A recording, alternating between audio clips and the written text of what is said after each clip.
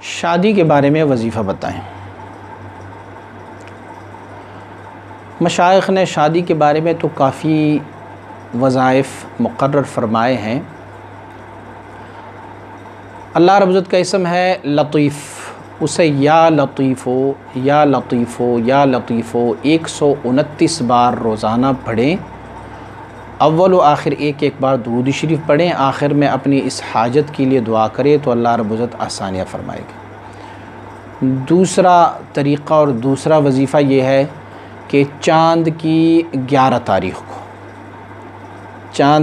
تاریخ کو عصر اور مغرب کے درمیان سورہ والضحیٰ کو 21 بار پڑھیں اور ریگولر کر کے 21 دن تک کنٹینیو کر کے اس کو پڑھیں تو انشاءاللہ العزیز اللہ رب العزت اس میں آسانیاں فرمائیں گے۔ حدیث شریف میں ہے کہ جو بندہ 3 چیزوں کا صدق دل سے ارادہ کر لیتا ہے اللہ رب العزت اسے اس میں کامیابی عطا فرما دیتا ہے۔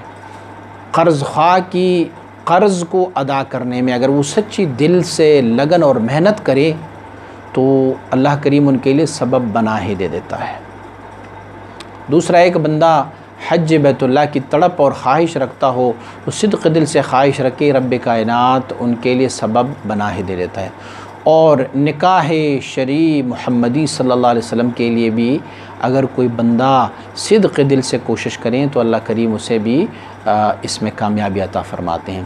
بس یہ 2 وظیفے میں نے آپ کو بتائے، انشاءاللہ العزیز آپ اسے کریں، اللہ پاک آسانیاں فرمائیں۔